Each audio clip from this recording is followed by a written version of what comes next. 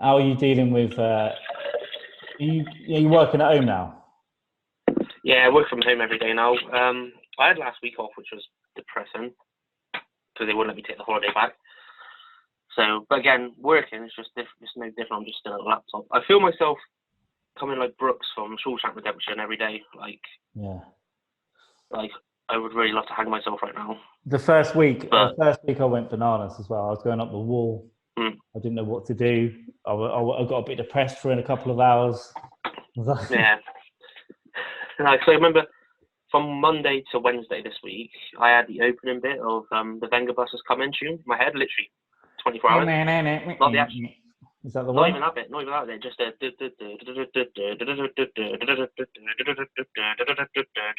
fucking 24 hours. Just that bit before even it kicks off. Not even the good bit. And just that going back in my head. That was a pretty bad bit, isn't it? Yeah. I watched Deliverance on Tuesday as well. I don't know why I did that. Yeah, I've not seen Deliverance? That. I've seen it, of course, but I've not seen it for about 10 years. I do like it. It was a movie. I like it for about 10 minutes, and then the piggy scene ends, and then it's just boring after that. It's just nothing happens. Squeal from the piggy. We should probably just say to people, anyone that's listened to this, it's probably someone will. This is Refreshingly Non-Epstein, episode 2, isn't it? Because there's one that you haven't heard yet, because I'm canon. I did that in a pub. You know, remember when we could go to pubs? Hey. Recorded that in a pub in Bristol. I can't remember which one. On the way to the grain barge. On the way to the grain barge. Which pub would that been? I don't know. That's not really. Yeah, I can't fucking remember. It's no good, but it's a nice pub. And me and George Willoughby sat in there. He was still fucked up from the night before, so was I, and we just had half an hour. And then we binned the grain. I think we binned the grain barge. I binned the grain barge. It was so dead, and then we went to this next Christmas party. Which was, the Christmas Steps, was it? I think so. That's too far away. It might have been actually, yeah. I don't know. No, I remember the grain. Yeah, we got fucked up there. I remember the grain barge. I saw one of the most ballsiest things someone ever said to someone in the crowd. Yeah. It was only open mic, and it was me and a few comedians there doing open mic night. And you know Kyle Agius? Yeah. He was there, and bless his soul, there was like a girl who was basically singing, and she was trying to be like an Adele sort of character, like singing out a bit of banter with the crowd. Hate using accent, but that's what she was being like, joking around. Yeah. And her family were in the crowd, and they had like her younger brother and a baby. So the dad was holding the baby and the younger brother. So we're all doing our spiel, doing our shtick and stuff like that, which we're holding it back a bit because there's kids in the crowd. Yeah. But Cole, in his most glorious way, comes on stage and looks at the kids and goes, I bet you've heard a few words you never heard before. And the kid's like, and he goes, which one's your favourite? And he just shouts at the top of his voice, mine is cunt, at these poor little kids. And literally, I can remember it's just me trying to talk this dad down, trying to calm him down. No, like, not poor little kids. Fuck those parents for bringing a kid to an open mic night. I had a night that I run here.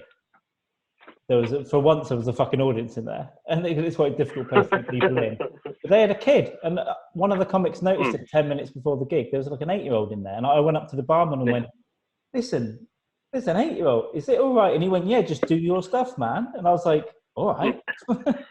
For you? Yeah, I hosted it, and I went up and immediately went into like Epstein jokes, and they got up and walked out. 15 people. I was like, well, you told me. I was like, well, I can't change anything because all I have is terrible jokes. So that happened to me when I was going out with someone. I got during Edinburgh Festival last year. Yeah. They did Red Fest at St George Park in Bristol, right. And they said we need comedians. So fortunately, a lot of people were away doing their shows in Edinburgh, so I got jumped straight in, and it was me and 2 other comedians.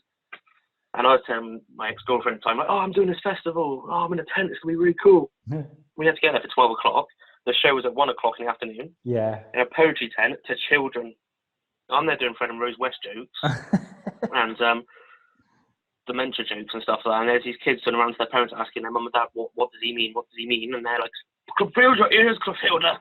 Jasper, don't look at him. You'll get pregnant." You'll be going under the floor once you carry on. But it was a bit odd. Like it was me and 2 other comedians who were both open up drugs, alcohol, and stuff like that. So, but it was a mixture of kids at the front and ketamine heads at the back doing poetry because it was a poetry tent, and it was just never mixed comedians, sexually repressed comedians like ourselves who's trying to impress their girlfriends and cathead poets and children in a mixing pot. Yeah, it doesn't sound It's like not the a nice. memoir. It's not the nicest. I remember one of the comedians ran away on the kids' skateboards and almost started a riot. But that was probably the most interesting bit of the day. It was just a weird gig. Very, very strange. Yeah, I've not. I was at Edinburgh last year for a bit, but it was a washout for me because it was just, well, it was literally raining all the time. I camped because I booked it the week before, and yeah, didn't see a lot. I camped next to the airport. Ugh. Yeah, I know. Actually, the place was it was actually a nice place, and it was cheap, and it was all pre-pitched. But the ball ache was getting the bus into Edinburgh every day. And then the worst was coming home at 1 a.m. and you're pissed and trying to queue up for the right bus. You could end up being one of those bellends you see on Facebook going, "Man drunk goes to Spain, wakes up in Spain on a night out." It's like, that didn't happen.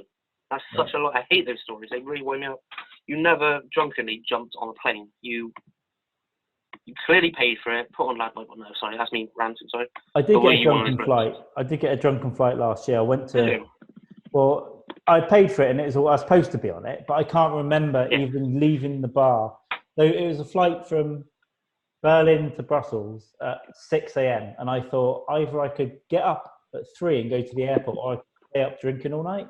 So I picked that one. Okay, so you had the intention of the plane actually going off. You actually knew you had that flight to catch. Yes. Yeah, so what happened? I found this bar called Tarantino's, which is it's a Tarantino themed bar, and I went in. Yeah. And you can just smoke cigarettes. I know that one. I know that one. I know exactly which one you're talking about. I've been there as well. Have you as well? So I sat at the bar. Yeah, I've been there as well. All night on my own. Everyone's smoking, and I was just getting these Tarantino cocktails. One of them fucked me up. I had about 10. I don't remember leaving the bar. I don't remember getting a cab. I don't remember getting to the airport. I don't remember getting on a plane. I don't know how the fuck I got on the right plane. I just remember coming round asleep on a Chinese girl next to me in Brussels airport, just going, how the fuck did I make it into another country? Sounds like the first scene from Tenko. That was one of those days where I didn't sober up until about 4 o'clock in the afternoon. It was just... Now. You sobered up. That's the weirdest point. Again, that's all my holidays have been recently. Just stag do's. I've been to like Prague. I've been to like Budapest. All these fantastic countries. Well, apart from Benidorm, that wasn't really fantastic. But I've been to all these cool cities. But they've all been stag do's, so I've not been able to really enjoy. No, I've not seen everything. I've seen English pubs, Irish pubs, Scottish pubs. Yeah. But I don't know if there really is a Hungarian pub. Is there such a thing as a? Probably. It's like I saw a monument of shoes on the wall, and literally, I think I left the pub really drunk, and I was sick on my shoes, and I left them. Now I saw this monument it's by the lake, and in Budapest, and it was just shoes laid out, and in a drunken haste, I thought, oh, this is brilliant, shoes. I need some shoes, so I tried ripping them off, but it turns out the statues in commemoration of all the Jews that were shot in the ditch and pushed, and the commemoration was another Jew puking on him, shouting, "I need shoes!" Yeah. Yeah. Which I'm sure was probably the same sort of scene at the time, to be honest. You know, there's probably a lot of puking, there's probably a lot of disorientation, there's probably a lot of shouting, "I need shoes." I think there probably was. And I did do some touristy stuff all the way. I also did a little bit of stand-up in Berlin, which was fun. But I went to, I'll get to that in a minute. I did go to the Reichstag, though. And, you know, you sort of breathe in the air and go, he was here. Also, I thought I'd better pay my dues, and go to the Holocaust. No, that wasn't intentional. There was a lot of Nazis who had to pay their dues to do stuff. I went to the Holocaust Memorial, so I thought I'd better do it. It's next to the right. Yeah. But the day I did it, there was some sort of farmer protest. So around the whole city and up by the Holocaust Memorial were tractors beeping their horns for hours. So that was the peaceful moment I was reflecting on the Holocaust. Just ruining farmers. I can always remember the most beautiful mistake I've ever seen was come from Bristol. I'm a Bristol City fan, but our rival team is Bristol Rovers, and they're known as the Gas. To be honest, I honestly do not know why they're called the Gas, but they are. And a lot of people I've been on stag do with are Bristol City fans, football fans, who take their football flags with them, take photos outside monuments with them. Yeah. And one of the Rovers fans, literally, I could literally find a photo for you, took a photo outside Auschwitz holding a Bristol Rovers flag saying "Up the Gas." It honestly said that. And they didn't go there as a joke. They thought this would be like a good monument for their football team. Just them outside saying "Up the Gas." Yeah, I haven't done that yet. Didn't make it to. I'll find the photo for you. I'll send it to you. I want to see that picture. So yeah, no, I did some stats. So it was a random trip because someone was supposed to come here, but they couldn't make it. So I just went a random trip. I went to Amsterdam for 3 days. Oh, I tried to lock get up your prostitutes. Yep, I tried to get up there, but I couldn't get up. I got in a bucket of someplace, but I met a load of comics from Amsterdam. They're really sound, pretty good as well. And then in Berlin, I went to a place called the Comedy Cafe, which was an open mic, but there were like 60 people in there. And it's in East Berlin, like real grotty place. But yeah, it was real good fun. But when I went to sign up, there was one of these woke notices that were like, no punching down, da da da da da. And I was like, oh.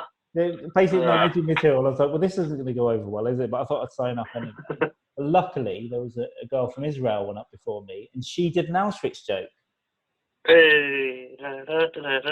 So, yeah, and George Willoughby I was telling him about it on Facebook, and he gave me a line to open with because I was like, I'm scared to go up. I was like, I don't know what's going to happen. Because I went up after the Israeli girl. I said, a rolling stone doesn't gather any mossad. I don't know. It did quite the same as that. Then the whole set was there was this couple at the front just not having any of it, and they were openly saying the words no. Well, it's in German, so it was 9.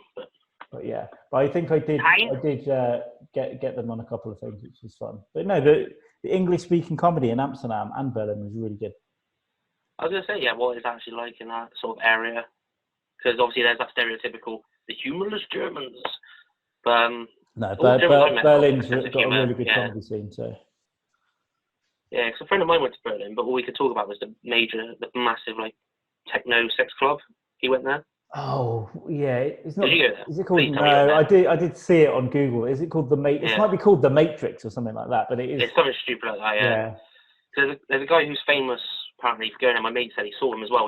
There's like a stairways that goes from the dance floor down to like the toilet / sex rooms.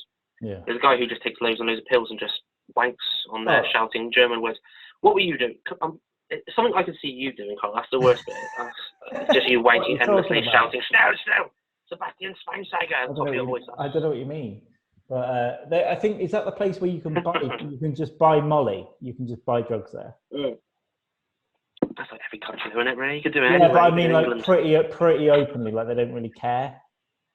There's one that's what I got from when I went to Amsterdam. It was like, oh, yes, happy times.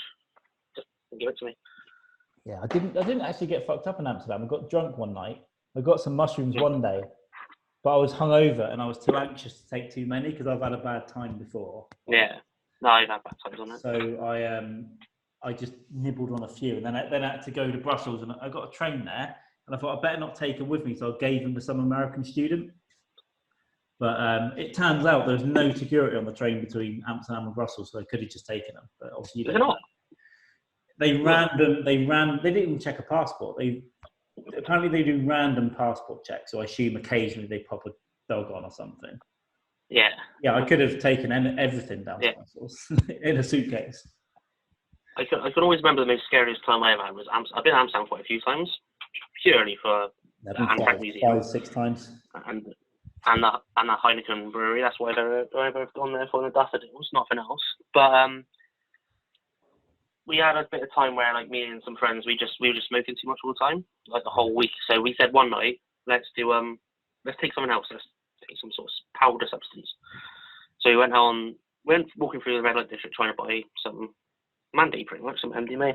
And my mate said, right, this guy around down the street is basically saying, like, you can tell he's selling it. He's there, going up to people. So my mate goes to me, walk with me, and to my other two mates, you two hang back. And so we're walking, and I didn't see him and my mate shake hands. What I saw was my mate turn around and go, "Oh, boys, go ahead." But I thought he said, "I need more money." So this guy started carrying on walking, so I followed him, going, "Hang on, wait, this is my property. You're stealing my money, thief!" So I followed him all the way to a brothel. And you never really partied until you're in a brothel with a drug dealer. And even when a drug dealer tells you to go away, you know you're in too deep. So that's why I had to leave. But we got to this club. And my mate got patted down by a bouncer, and he had in his pocket the bag. And the guy obviously felt it, and he laughed and said, "Enjoy your night." That's literally as strict as it was. Well, my mate got too paranoid. We were all just like dabbing in the club and stuff like that. Not the dancing dabbing, like actually dabbing the stuff. And this glass collector, so bouncers, police, my mates strutted past him with the stuff on him.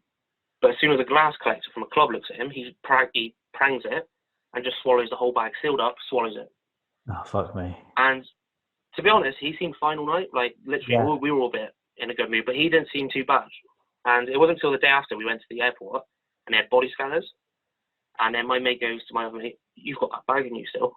You've not pranged out or anything." So, yeah, literally, we're all bricking it. I'm literally there. I've got my head. I'm already practicing my speech got banged up abroad. I'm literally there, like, telling them how I got raped in the showers. And then, literally, as we're walking over there, the security guard takes me and my mate who's got inside him. "Can you two come over here, please?" Shit. And he goes, "I'll just go through there, through the metal detector." And literally, I had the biggest shit of all shits when I got through that. I was already writing Midnight Express Part 2, the Jefferies version. And a little fat, bearded Jewish guy will not survive in prison. Yeah, especially in a Dutch one. It's not so good. I had an alleged cocaine story. Well, a few. I was in Peru a few years ago, and I was just sat in a hostel, and there's a guy who ran the hostel called Billy. I'm gonna name him. Fuck it. Billy. A flying dog. And there's two of them. I'm a hostel, but they're not available. His name was Billy, and he'd lived his life by like sailing around on the merchant navy from South Africa, Australia here. And he spoke like this: "I don't think that kids should do maths at school. Just go travelling." Was he the guy that haunted the Enfield hauntings? He might have been, yeah. He might have been. But My name's Bill Wick. I'd say he was like 45, but he looked sick. It was a hard 45. Yeah, hard 45, yeah. So he ran this hostel, and he goes, the first day I was there, he goes, "I'll get you anything, coke, weed, women, and all the best hookers." All right, fair enough. And I just sat. How can you take him seriously in that voice? How can you take anyone trying to sell you something seriously? We were with him for like a bit. So we were sat like Joe Pasquale after a few fags. We were sat in I'll get you anything. The TV room one afternoon, and he comes and he goes, "Come here." And I thought, what's this about? I went with him into the kitchen, and he handed me this cocaine like in a rock. Like, I don't know, I'd say it's about maybe that big. That's probably exaggerated a bit. Jesus. The rock. And I went, "Ah?" And he goes, "Is that coke you wanted?" I'm like, "Huh?" And he's like, "It's the equivalent of 30 quid, basically." So I think it was 3 and a bit. He goes, "There's about 3 grams in there. Don't worry about it." So I went and sat next to my mate Kate, and I said to her, "Billy's just given me like a massive rock of coke." And she's like, I had no idea. And she goes, "Yeah." She goes, "Do you remember coming home from the club last night?" I was like, "No, I got drunk, didn't I?" And she goes, "Yeah, you came in, woke Billy up, didn't ask, you demanded he get lots of cocaine for tomorrow night." Oh. Please tell me what noise Billy made when he woke up. I don't fucking know. Nothing at all. Yeah, the second, because we went from there, then up to the mountains, then came back. And the second time, we stayed in his room. And he used to wake up. His morning routine was to get out of his bunk bed, do a little bump, and then sipping tequila. So, yeah. I assume literally living anyone's dream. That was 5 years ago. I assume he's dead now. Or he's more alive than he's ever been. Yeah, it's kind of a Keith Richards thing, I think. So hopefully I'm going to go back to Peru next year, and I'm going to go and stay in the Flying Dog, and I'm going to see if he's still alive. Can I come? Can I come see someone? I must go for a quick wee. I'll be back in 2 seconds, mate. 2 seconds. Sorry, mate. I'll edit that out. You squeeze one out. You squeeze one out while you're there. Yeah, I pretty much wish I did. But talking about drugs and stuff like that, it just reminded me whilst I was having a piss about a time where I met someone. And do you know the Bear Pit in Bristol? The beautiful Bear Pit. Oh yeah. The big pit. Yeah. Full of druggies. I always remember once I scored drugs there once, and it made me sort of concerned about my habits of drugs, because I always remember is I stood there waiting in the Bear Pit, waiting for someone to come drop off to me, and these 2 homeless lads walked over to me, and one was like, "You got a lighter, mate?" Just gave him a lighter. "What are you doing here?" So I'm just waiting for a mate, and he goes, "You're not scoring, are you?" And I was like, not telling him I'm scoring because they wanted some. So now I'm just waiting for a mate. He goes, "Don't score, because you're in the right horse." And I was like, well, what do you mean? And he was like, oh, I've done anything and everything for drugs. And I was like, what do you mean? Sounds like he has. Yeah, he's like, I just want to suck the bloke off for a ball of MDMA. Yeah, I knew that from his voice. I was like, damn it, he stole my buying strategy. That's what I was planning on doing. But no, I was literally like, all right, that sounds horrible. But again, I'm just waiting for a mate and stuff like that. And these two just proceeded to tell me all their drug stories. And most people will be deterred from that because it sounds disgusting, it sounds horrible, the things they've gone through. Yeah. But all it made me think was, I just fucking want a line now. That's all he kept talking about. Oh, the lines we did. I was like, how much I would love one right now. It is the worst. It is the worst. There's been many, many tales from the past, but yeah, try and be a bit more sensible these days until I'm not. Yeah, that's the problem. But fortunately, I'm not as dependent on it so much that not to laugh at people who are dependent on it, but I've never been forced to suck a man off for some MDMA because all you have to do is go ramshackle emotion and just hand it out to you for free. Yeah, that would be pretty low to do that. But how are you and your majestic? I should say, by the way, that Dave is a comedian. And I'm a what? Comedian. Comedian, yes. Comedian. How are you finding not doing it? Are you all right? Like within your. I know the world. It's obviously a bit odd. I think that's what got me in. Like obviously for every comedian, I mean, it's a very weird time at the moment. There's not many gigs happening and stuff. Well, none are happening. No one's doing gigs, so everyone's reducing to virtual gigs. And virtual gigs, I obviously don't get into this whole debate about virtual gigs, but people have said to me, "Are you going to do virtual gigs? Are you going to do gigs online? You know, just video yourself doing stand up and hope people like it." Yeah. No, that's my simple question. Not because I'm knocking anyone for doing it. No, you want to do it, you do it. That's fine. I think I come to the realization that the nation is not going to weep if I don't do stand up for 2 weeks. I think they could live with that on their conscience for me. So I'm just fixating on writing at the moment. You know, like literally just because that's what I want to build up on. But how about yourself? How are you dealing with it? The same. So there's no fucking way I'm doing a virtual gig. There's no way I'm going to run one or do one. Because for me, like there are people that I know that are doing it, and it's all good. It's not stand up for me. It's not. Yeah. So whatever it is, it's not stand up. That's what I think. It's like it's not stage time. You're not getting any benefit apart from your ego. For me. Yeah. Okay. That's a fair point. For me, it's the reason I wouldn't do it is because I've done plenty of gigs where I've done jokes and no one's laughed. I don't need to do it in my bedroom. I don't need to be sat in my bedroom going, and then I said, "That's not my pizza," and then it just sounds like me anyway on a Wednesday at home. Just going, I've written a funny.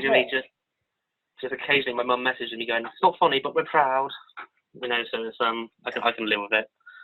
But yeah, if people want to do it, that's absolutely fine. But I just couldn't imagine sitting in my room.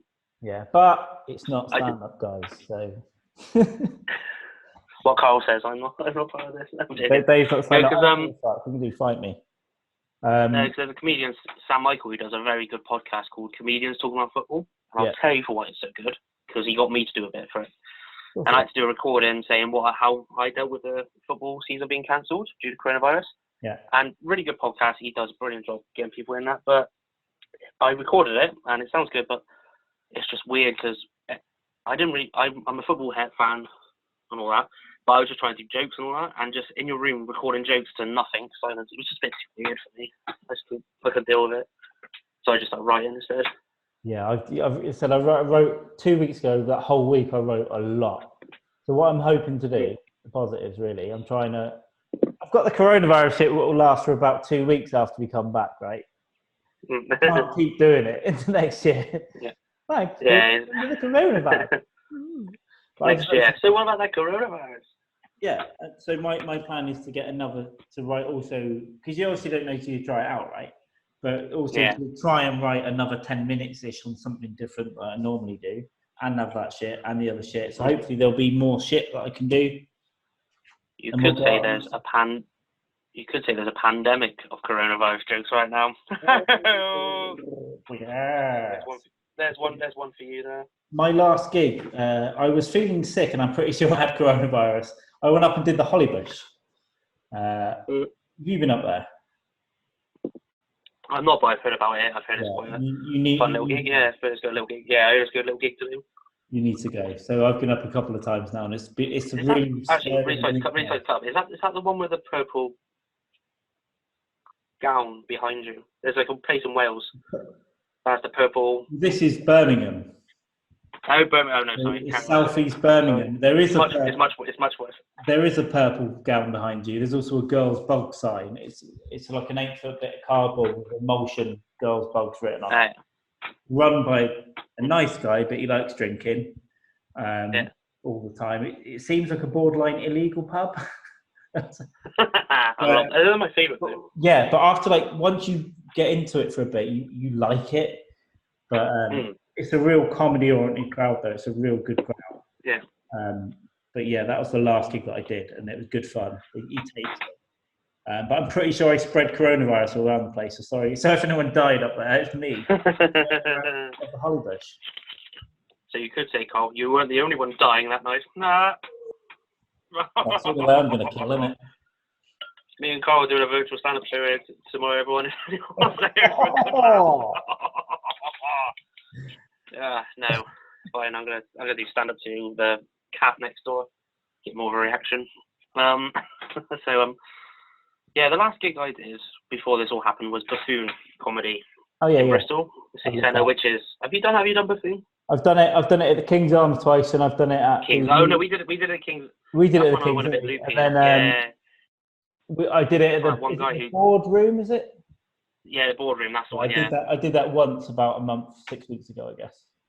Yeah, about the same time. Yeah, literally about a month. I think I was just after you. But that's a really good night. If anyone listening to this wants to go to comedy in Bristol, boardroom, that's a very good night. Jack and Joe. And I tell you what, you did do it just after me because I saw your topless pictures. Yes. Just to give some what's the word, concept to people listening to this. I've gone through a thing where I take my photo off next to the poster. I take my top off, not my photo off. Take my top off, topless, next to the photo.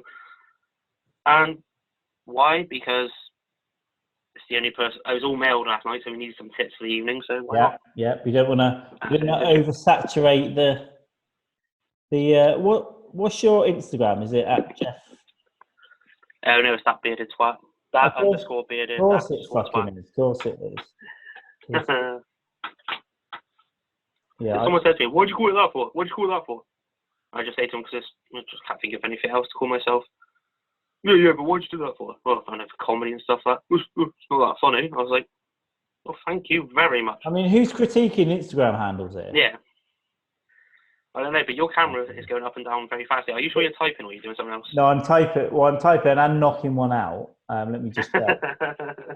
And also, yeah, we'll let that. This is like the worst fans only group I've ever seen. And I paid for a lot of fans only. It is pretty bad. I'll tell you what we'll do for us, really, isn't it? Let's look at this here. I'm going to share this with you.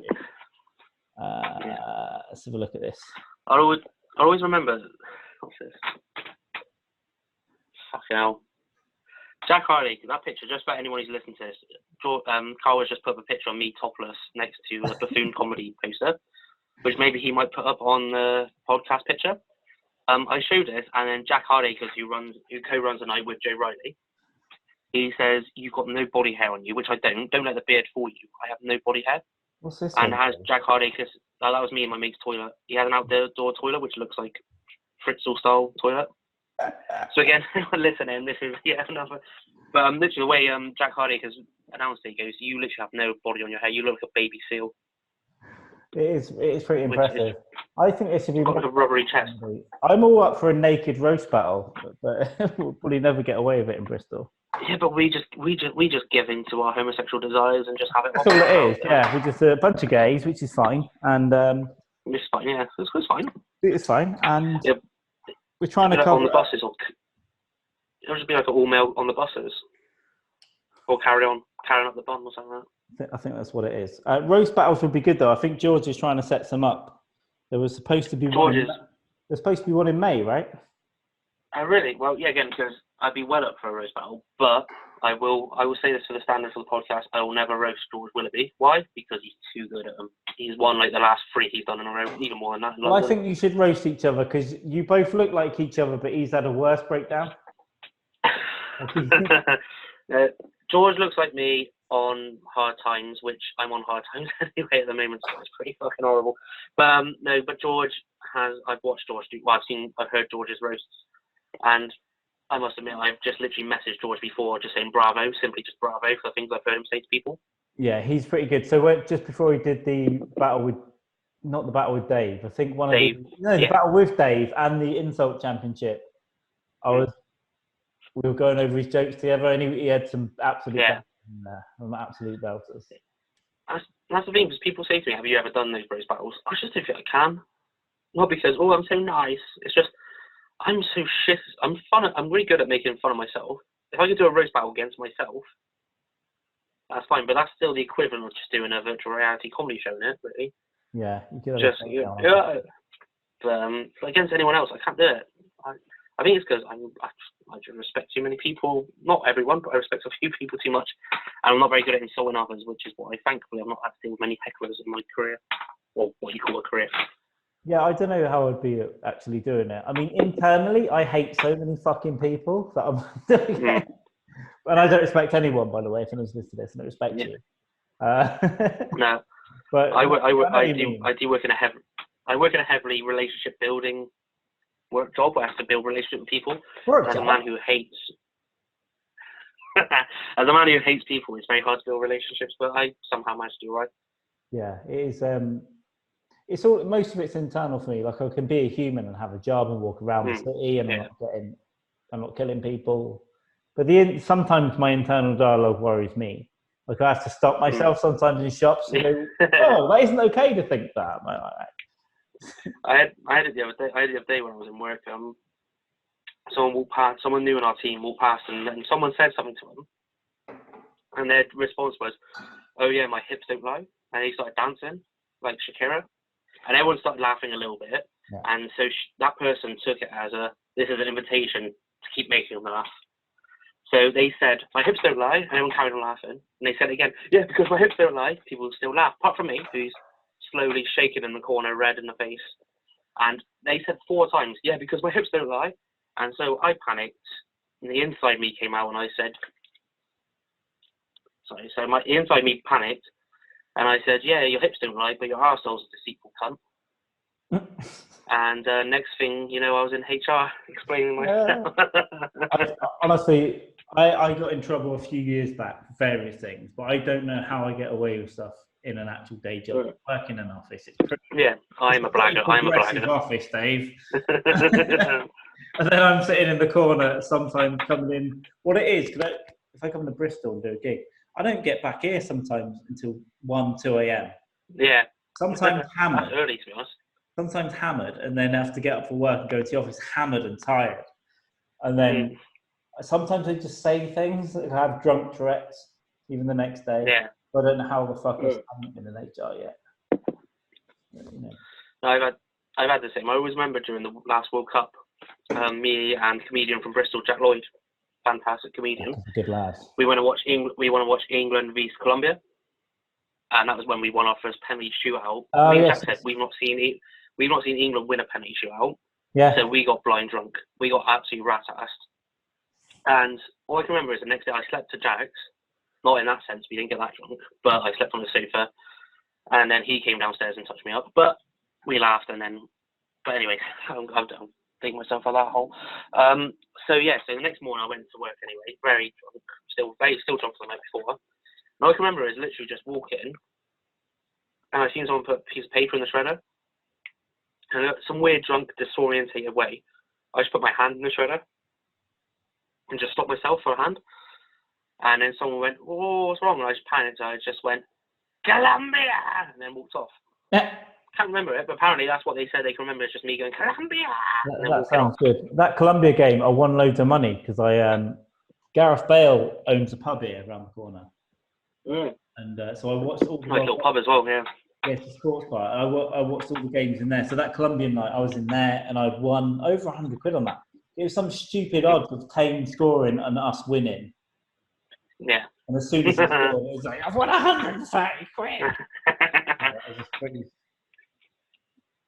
pretty weird night. But since then, I haven't really given a fuck about England since then. I'm like, Because you're Cardiff, aren't you? You live in Cardiff at the moment. Yeah, I can always remember. I can't remember the name of the comedy club for the love of me. It was a couple of years back, but again, me and Jack Lloyd, we did a gig. We've got a Glee, and there was a Junglers. That's it. But there was one literally on the outskirts, like you know where the stadium is, where the train station is. Yeah. In Cardiff, up by there used to be. It's literally stopped because me and Jack did a gig, went really well, and then the next week, 2 other comedians from Bristol went down there, and one of them got threatened to be stabbed. Oh. So that was a Welsh nationalist pub, literally in the middle of Cardiff City Centre, and so me and Jack turned up there, and we turned up for the day, so we treated it like we were on tour. So we all booked a hotel. We said, "Oh, screw it, let's make a day of it." So we were pretending we were on tour, and we just got absolutely rat-assed.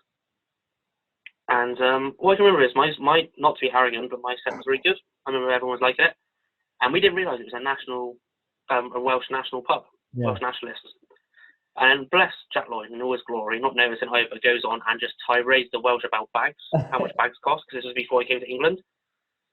And I just remember the beauty of it. But to be honest, they took it in good humour and stuff like that. But there was a few that were really angry. That's all I can remember is someone kicking off at us. But we had a great night with some other local Welsh people. But I always remember the worst thing about that night was a magician comedian came on. And you mean a rapist? Oh no, you mean a magician comedian? Okay. Yeah. Oh, yeah, not a rapist. The worst bit is though he had the tendencies of a good rapist. Like if he wanted to, if I was his careers advisor, I'd advise him to go into raping. Yeah. I'd be like, you go on, do it. You got the mannerisms, you got the talk, you got the weird hands and stuff like that. But it was just, he was awful. It was the first time I've ever been to a comedy gig where all comedians are not supporting him. They were literally going, get off now. Because he couldn't do magic and he couldn't tell jokes. Oh, well, that's you should be able to do one of those things in a location. Yeah, exactly. If he was doing like an ironic character who couldn't do magic or couldn't tell jokes, it still would have been bad. He was that bad. Bless his little soul. I don't know what happened to him. Maybe magician himself out of life. Who knows? Fingers crossed. No, I'm joking. I don't wish that. So there's I don't know if you watch like your mum's house podcast and stuff, but they had a hypnotist on called Erotic Hypnotist. No, I've not seen that one. If this does play in a second, I'll share it with you. But it's yeah. This guy. I mean, I joke about magicians and hypnotists being rapists, but I mean they are though. It's just so obvious. Too many hand stuff going on. Comedians, you don't see hands moving with comedians. Yeah, but with magicians, they're fucking weirdos. I don't like them. I'll belt this over to you now. This is from a Screen podcast, I think. So this is sorry guys, this is technical problems from the first actual episode. Is this generally a real hypnotist? This is I believe so. Hypnoslave, right? I mean, like, what the hell? She's took her underwear off. He's touching her bum. This is really meta because we've got Dr. Drew and us watching this clip, so we're all in it together. Kind of. So just so people, in case we put this in for the listening, so this hypnotist has got this girl in a corset and underwear, and got to take her underwear off and squat while she strokes her back and bum. Shivers of pleasure. Some audio. I'm not sure. I feel bad watching. Why? Should have got a raw clip. And he's giving. That's exactly the same words my dad did when he watched me do stand up. Yeah, I mean, I think this is. He looks like a rapist. Yeah, I don't think this is working out very well for the interaction, but yeah. I mean, look, he's got his hand on the lower back. I think he's trying to make a jizz. So she's not wearing a corset; it's just the top she's wearing. Yeah, it's just. So just in case this makes the final cut.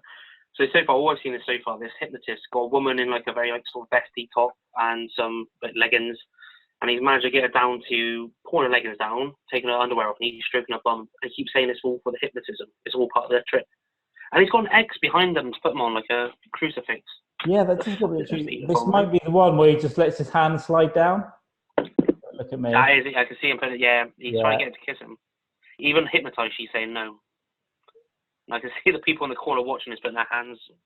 I tell you what, this reminds me of some people on the comedy scene. It reminds me of the afterwards at the bar afterwards when some female comedians are asking for a set.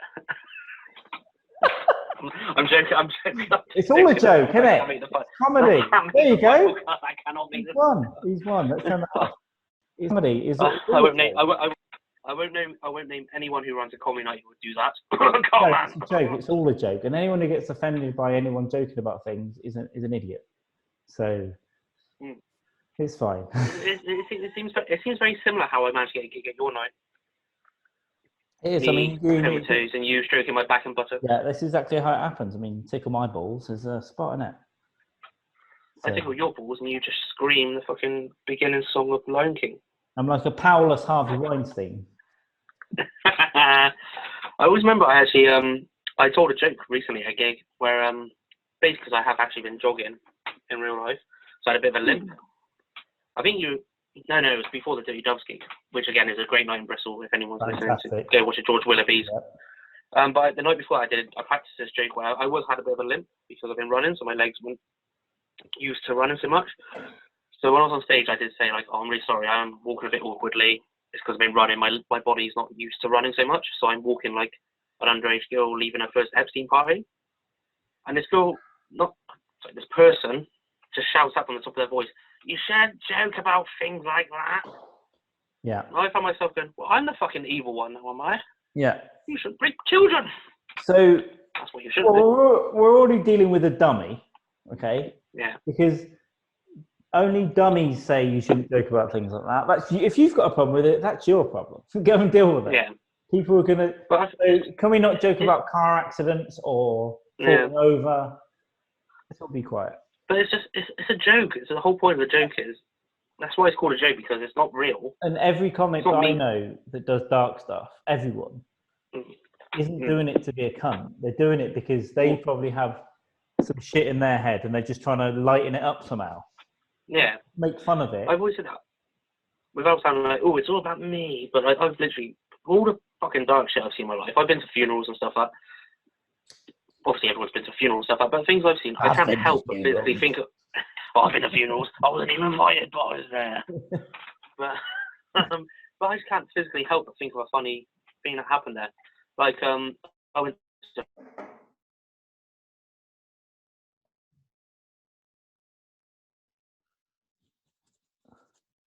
You seem to have lost connection a little bit here. Half the body fell out. If you go back a few seconds and repeat that, we lost about 5 seconds. Sorry. No, it's fine.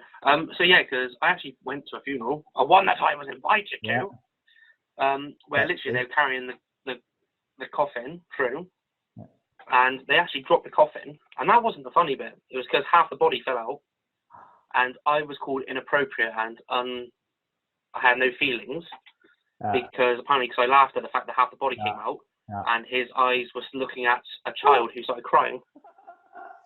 And I remember a family member saying, like, that's really inappropriate. I said, inappropriate is not being able to carry a fucking coffin through a curtain. No. That must be so rare, because I often think, like, my dad died, should I be? I loved it. And I was like, I don't know, because I might drop it. That's so rare. Of course it's not inappropriate. See, I've carried a coffin, whether I wasn't asked to, but I did. I did actually got asked to carry it. And it was fine. Granted, I've not carried many dead bodies on my back, not as much as Carl Mann has. Well, not official statistics is 0. Let's just keep it at that. But apologies, Carl. I must go for a quick wee again because I think this wine's going straight through. Let's go together. Let's go together. Yeah, let's go.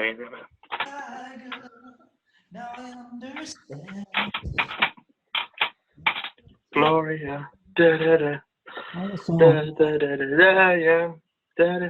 Oh, the Israelites. We're lucky we're not in my other room because I've got a disco light in there, so sometimes I put the disco light on. Thank God we're not doing a virtual comedy show, because there'll be a lot of people, not our mums, will be waiting for us to carry on pissing. What I do want to do is I know it's the same bullshit quarantine content, but I kind of want to do a parody video of doing a comedy online virtual show.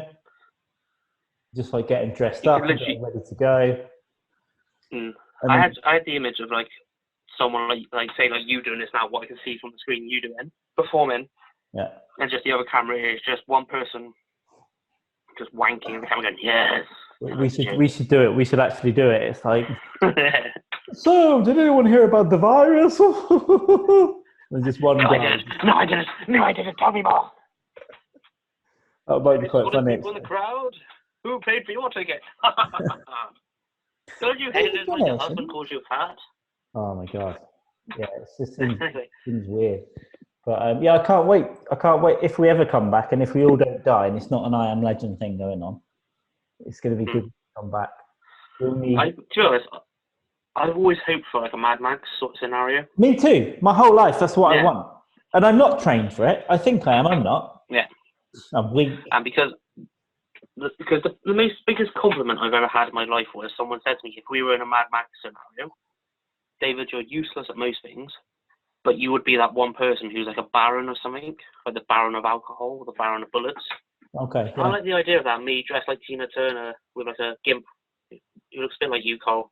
Yep, why not? And just me just singing Fever to a heavy metal tune whilst watching two greased up boys like George Willoughby and Jack Lloyd fighting over the last drop of bullets.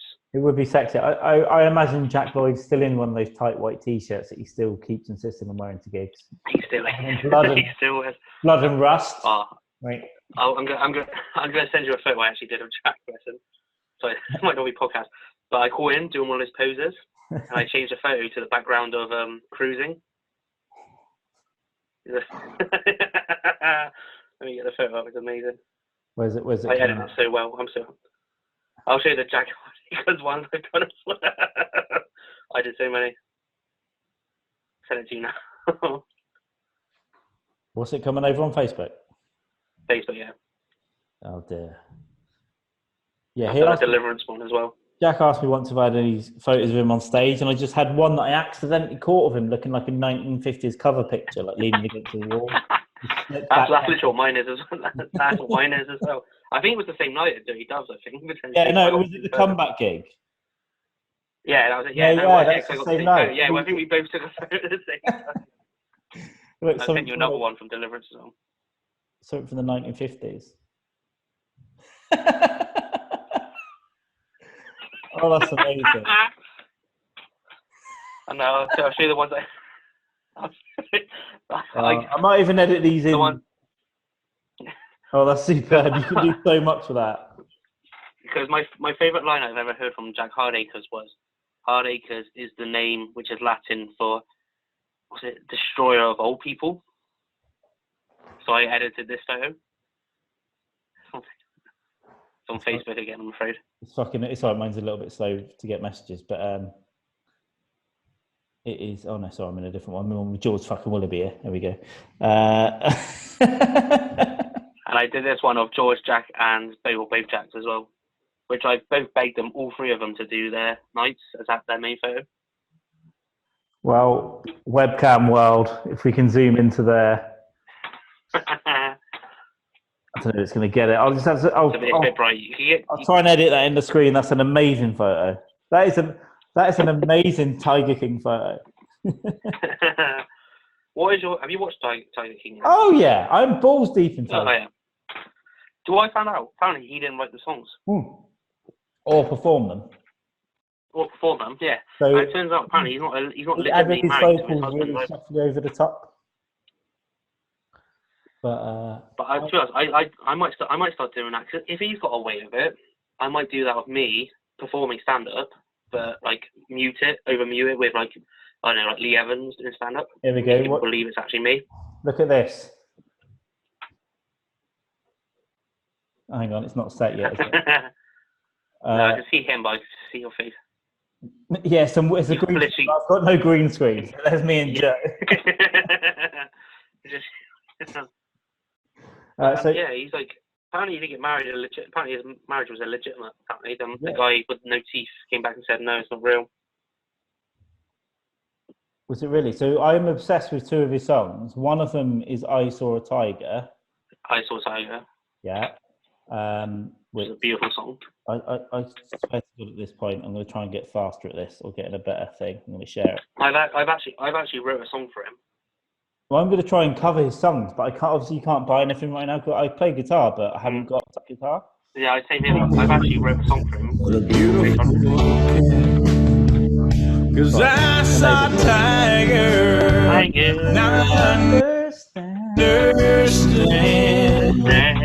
I saw a tiger. Tiger so cold, man. Tiger so yeah. I I'm obsessed with that, and I'm obsessed with the one where it's my first love, and he's in a pink shirt and a cowboy hat. Oh, it's beautiful. I listen to it tonight. I listen to it every day on YouTube. I've actually wrote a song for him. It's called Jap's Eye of the Tiger. Whee! That is pretty good. I saw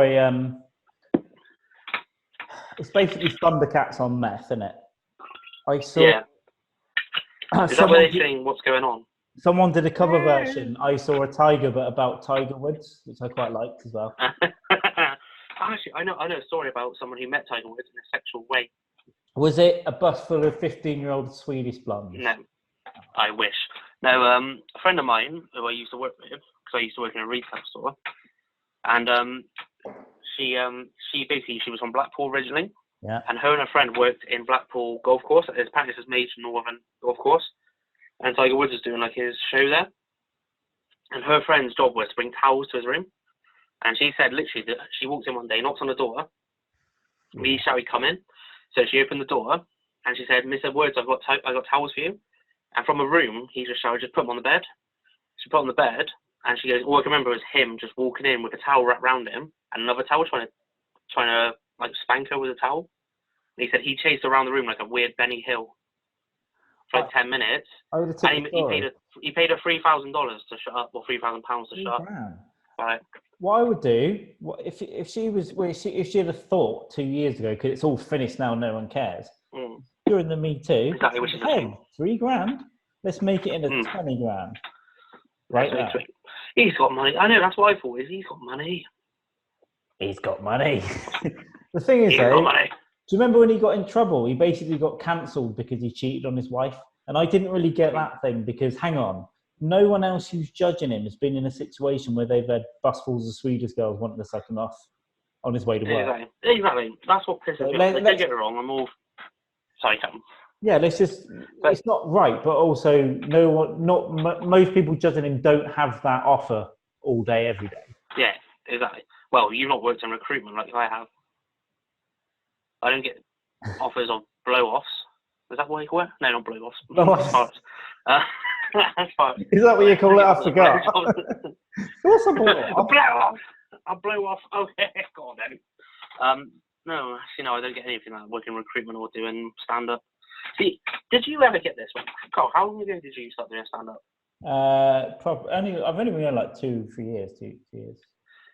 Yeah, just a couple of years, like same sort of time I did. I was about 4 years or so. Did you have the false pretense that this will be unlimited sex? I think girls will be interested in you. Let's be honest. Everyone that gets into doing anything ever that's at people thinks that, and the people that don't, there are people who will say they didn't think that, and they're a liar. Liar. Literally, I'll be that one guy at the bar who goes, "Yeah, I do stand up." Just a little bit. But as soon as they ask me to tell a joke, I'm like, "Oh, fuck." Yeah, but that's the worst when someone says, "Tell me a joke." I did, because the guy that runs the venue that I do my open mic here, he's on like a local radio show. So he got me to go on the radio show one day. And he's like, in the middle of the radio, it's all like a cheat. You're like, hello. You can't swear on it or anything. He's like, "Carl, tell us a joke. And I was like, I just said, "I can't." And he's like, "Oh, I was like, yeah, but all my jokes are literally about rape and paedophilia. So I can't. You'll get fired. I'm doing this for you." He's like, "Oh, tell us a joke." Because I had it today. Literally, I had to call on the resources of George Willoughby and Jack Cardacre and Jack Lloyd to help me with this. I was chatting to a girl on Tinge, Tinge, the dating app, and there's a picture of me. There's 2 pictures of me on stage, and I was where I looked fairly normal, and so just because people kept saying to me, "Oh, do you sing?" So I finally put my bio saying I do stand-up comedy. Yeah. And this girl said to me, she gave me the worst argument I've ever heard. She goes, "Tell me a joke." And I said, "Well, I don't really do jokes. I tell more stories, more dark stories of what I like hearing, all that. That's why I say it." She goes, "Yeah, but you're a comedian." And I said, "Yeah, but I tell stories." A lot of the days nowadays, you very rarely find one-liners, comedians doing one-liners. They all quite like stories, stuff like that. She goes, "Yeah, but you can't go around telling people you're a comedian." I'm not going around telling people I'm a comedian. I got to hide it quite a lot recently, actually. And then she was like, "Yeah, but if you went to a bar and you said, tell me a joke, you tell me a joke. I said, no, I wouldn't. I explained to you, what I'm trying to explain to you is that I tell funny stories. I'll tell you a funny story. She goes, yeah, but if I met someone who was working in medical stuff, that's how smart she was. She wouldn't say, cut my fanny out and prove that you can do it. Exactly. Because what her argument is, if I met someone who works in medical stuff, I'd expect them to know the answer to my medical questions. Fuck off. Sorry, did I say exactly what everyone else says? Did I shout cut my fanny out and be too close to the camera when I went cut my fanny out? You weren't close enough, that's the problem. Cut my fanny out. Turn your mouth vertical. Cut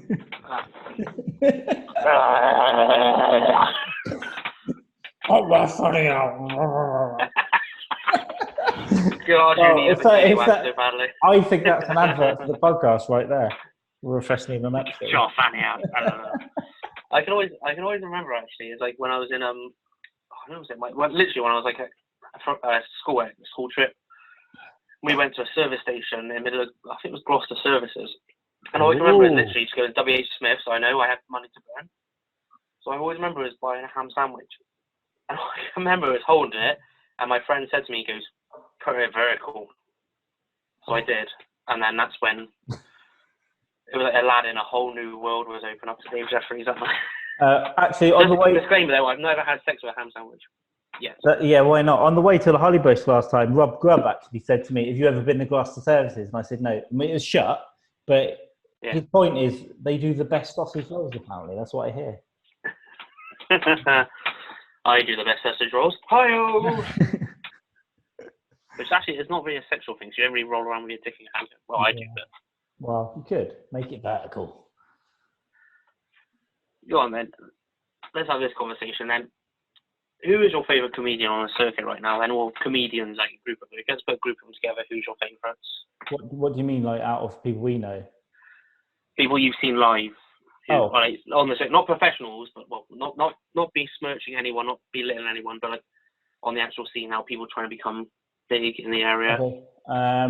That is a tough one. There's comics I can list you that I like, but favourite is difficult for me.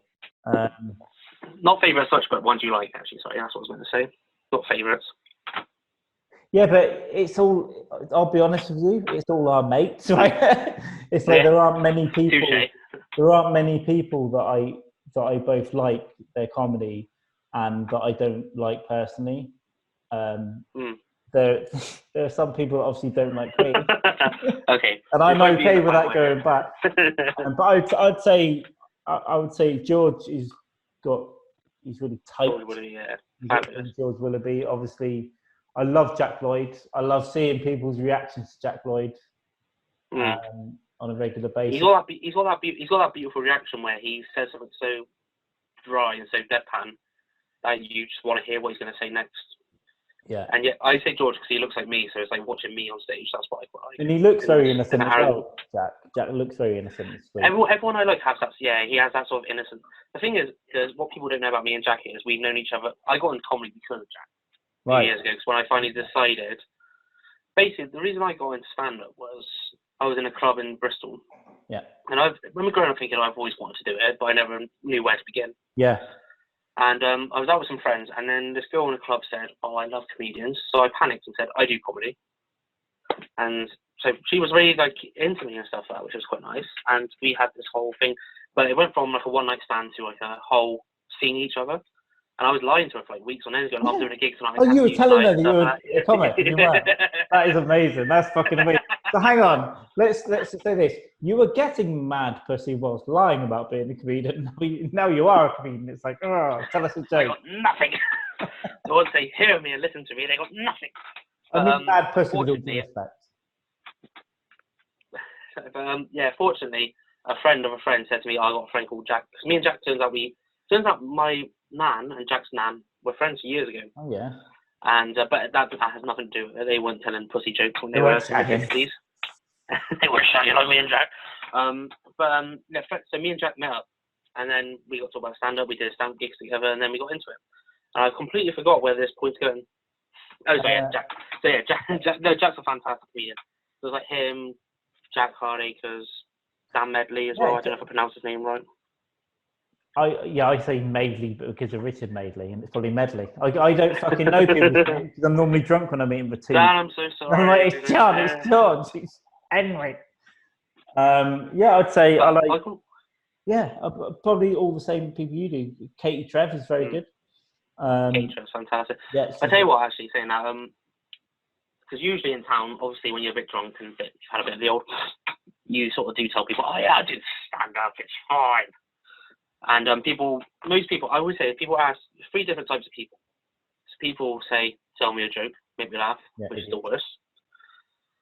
The other person, which I think is worse, where they do this thing where you say I do comedy, they go, oh, do you? Yeah. And they look left and right quickly, and they whisper in your ear, I've always wanted to do comedy. All my friends tell me I should do comedy, but I don't know if I'm ready for it. They're expecting you to go, well, my boy, my dear, come follow me. I'll take you to this world of comedy. Goodfellas.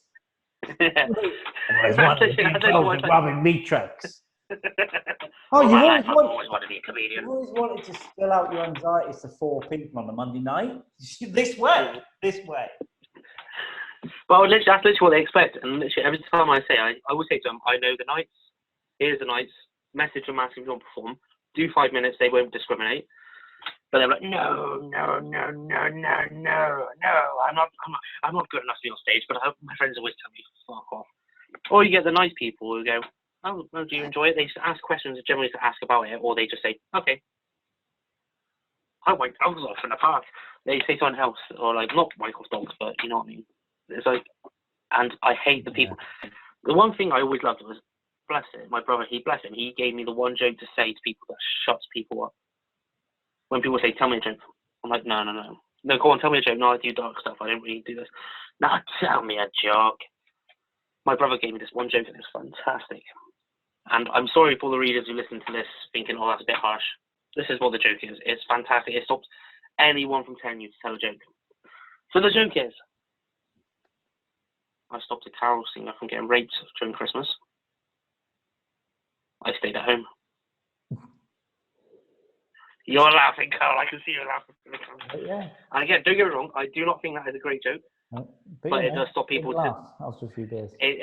No, that's the thing. It stops people from demanding jokes. After that, they don't want to talk to you for the rest of the night. Which because if they're expecting Michael McIntyre, then you just give them that. It's like, yeah, exactly. Do you hate it when you lose your socks? Fuck off, sort of thing. I had a weird one. So I got this open mic and I started trying to run this semi-pro night here, right? And we did 2 nights of coronavirus. On the second one, first one, it's a long story. 2 people from work came and they didn't really know, or one of them didn't really know. I was like, I do comedy, come down. But actually they realised, oh, you can just say this shit at people and it's fine. But the venue owner died the next day, like an Alanis Morissette. And I was feeling ill, and I don't know if I gave him coronavirus, killed him. I know I'm saying that in the podcast. I might have given him coronavirus and killed him. Huh? You were kissing him passion. I rimmed him off round the back. Again, and he literally died the next day. So that's, I don't know why I said that, but that happened recently as well. So I was like, oh, so maybe. And my first thought was, can we do the 3rd gig that I've got lined up? And I'll tell you who I like. Deaf Hilarious. Deaf Hilarious, yeah, they're fantastic. They are. So now it's that one person, is it? One person, yeah. Yeah, but I did a gig in Hereford, the Left Bank, a couple of years back, and about 2 years ago, and it was when it was 2 of them, and they were. I remember just watching them thinking, I feel like an amateur compared to. I saw him in the Lazy Dog about 2 years ago. And it was great. They were so interactive with the crowd and stuff, and it was really good. Yeah. And then I got Darren, the Deaf, to do my first night, and he headlined, and it was phenomenal. I saw the photos. I just remember thinking, what the fuck was going on? So this was him holding a mannequin. He had Greg Winfield in a bag over his head with a fake. I saw that. it got weird, but he was going to come and do. If you do a show when you put Greg Winfield on the spot, you know you've done good. Yeah, it was something very, and I'm really gutted he can't do Edinburgh. Nothing's on because this show is amazing.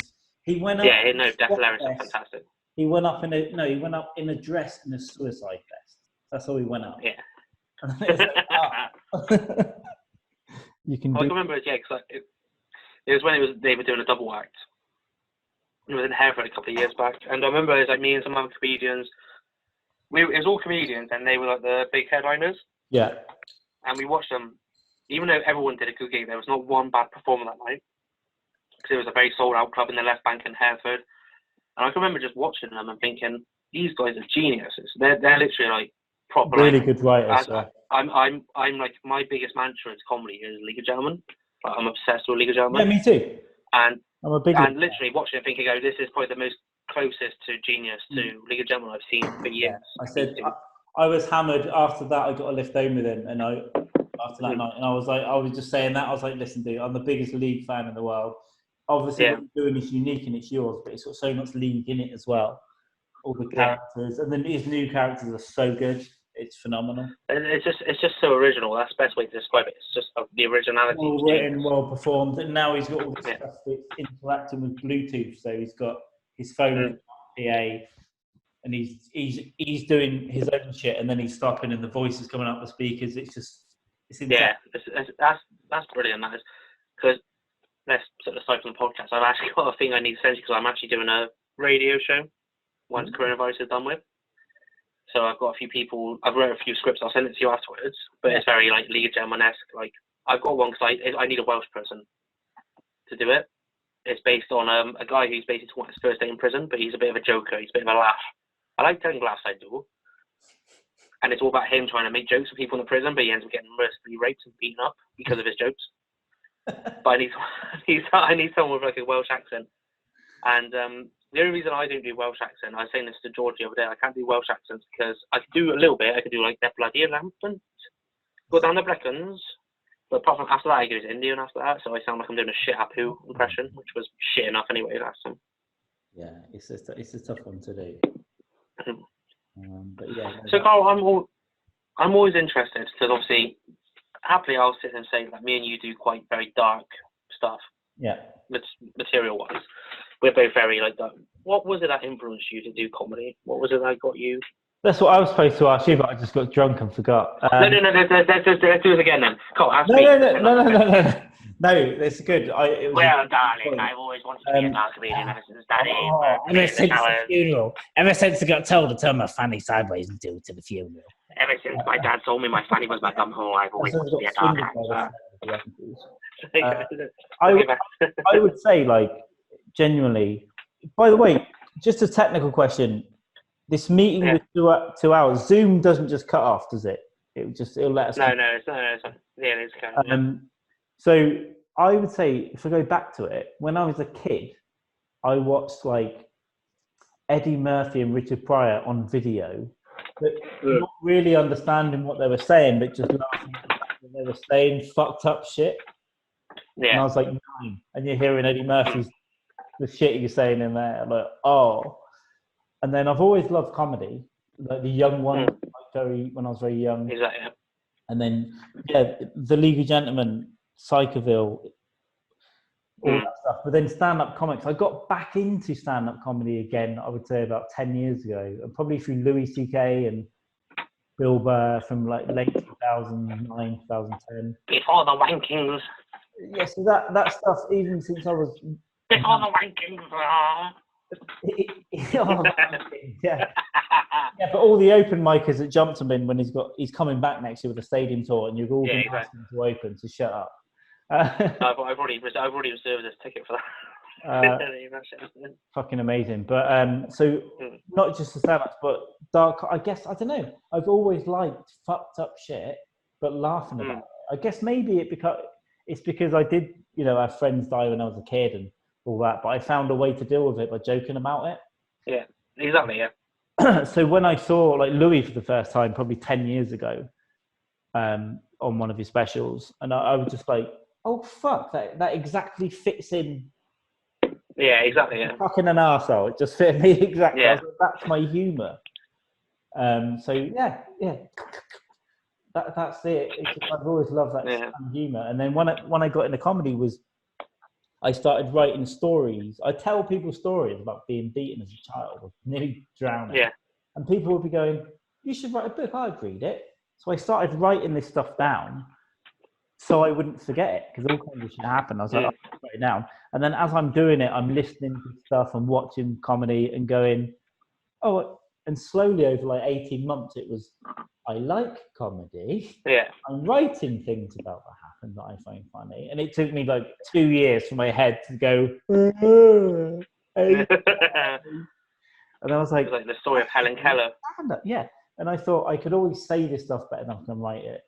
So I will write it like I'm saying it. And then it got me to do that. But then for 18 or 15 months, I just wrote and never went up at an open mic. Like never. Yeah.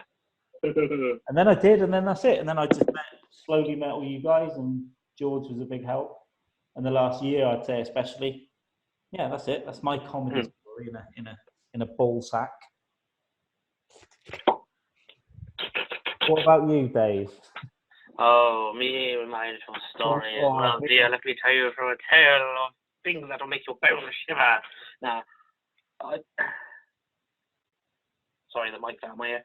I always remember, I literally have no recollection of my life where comedy wasn't involved in my world. Like, I grew up in a family where we didn't watch anything serious. We never watched anything serious. We never watched anything sad. We always watched comedies. Yeah. So you literally list any comedy in front of me, British comedy especially. Yeah. I've watched it. Robin's like Nest, which is the and worst stuff. comedy ever. Yeah, literally, like we're talking Only Fools and Horses, Bottom. Right. So anything like that. I missed all that out. So I would say I grew up with my dad watching Only Fools and Horses. Yeah, and that's like The Good Life, or The Good Life. Yeah. Yeah, I was going to The Good Life, or obviously the young ones and reruns. And then when Bottom came round, I was like, yeah, I'm really into Bottom, Dave. I don't know how to tell you. Yeah, that's it. Yeah, no. Carl's always been into Bottoms. That's how you get a gig at his night. But no, literally, yeah. Like I always remember being a kid sat literally cross-legged in front of the TV, not understanding half these jokes. It was like, all I can remember is like me and my brother going to bed, and I could hear my mum and dad downstairs putting Kevin and Perry Go Large on video, and we come run downstairs and they'd let us watch it, because either that or I pretend to have a seizure and they'd panic. I'll pretend Grandad touched me again, bitch. We're all going to have a bad Christmas. But no, literally, I just watched all these comedies. Like I've watched On the Buses, I've watched literally every Carry On film. I've watched like Garth Marenghi's Dark Place, Father Ted. I've literally watched every sort of comedy. Absolutely phenomenal. Best comedy ever. I'll tell you what else I always remember is like. Go on. No.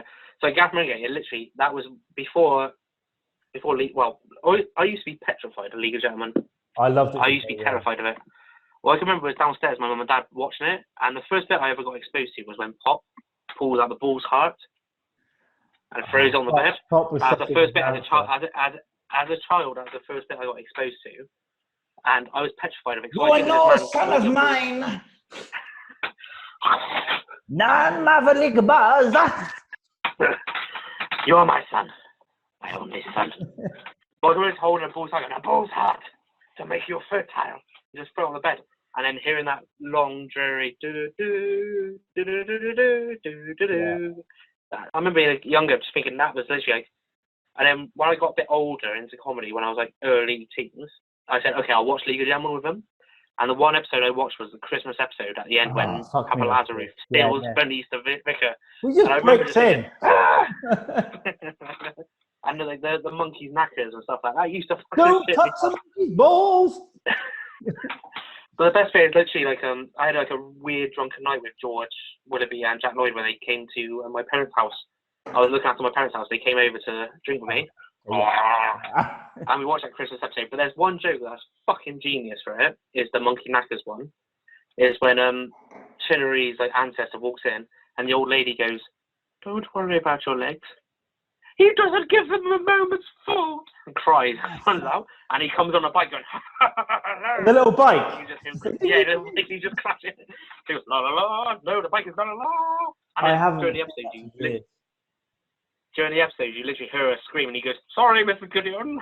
You hear him cycling away. Fuck yeah! But like literally, like. So I saw the first live show they did in like 2001. Oh really? I saw them at Cardiff, the last one they did. And I saw the Drury Lane episode. I missed that one, and I saw the second one they did. But the first one made me realise what good actors they were, because they did the whole half of the game. Tuxedos. And they just played. That's what they did at Cardiff. Yeah, they just played characters. They were like, "Go, Johnny, go, go, go, go," instead of Scar. Yeah, that's what they did at Cardiff, pretty much. But the second half, When I they saw put makeup on and did Tubbs and Edward. And When I saw with Cardiff, they literally did the same. They did all of the classic sketches. So they did like the bright eyes burning like fire. And my favourite League of Gentlemen sketches, which is the Trivial Pursuit with Charlie and Stella, with Tony. So ask me a question. Charlie, have you slept with... No, Stella, have you slept with any other men? I can't answer that. Ask Tony. One of my favourites is the early one. Jeff is my favourite character, right? Jeff years, and he's just having a breakdown. But it's like the best thing about Jeff Tibbs. The best thing about Jeff Tibbs is I know a few comedians on the circuit who are like him. Yeah, who are good, but they've got the same temperament of him. We should talk about the Fruit Loops in a minute. So Jeff, one of my favourite sketches is they're at the wedding, and he's like, about the same time, mine and Brian's mums got unwell. Mine got better, thankfully. Yours died. Brian. Yours died. At least I won that. At least I won the mums. The best thing I saw was I watched the Cardiff the live show they did after the reunion show in Cardiff in like 2018, and he did the same sort of sketch, but it's supposed to be Mike and what's he called, his wife? Mike and I can't remember. All right, I meant to go to that, but I looked it up late on, and it was like 80 quid or something. I couldn't go. Yeah, no, I got in there early, but it was basically meant to be their wedding anniversary, and Jeff was doing the speech.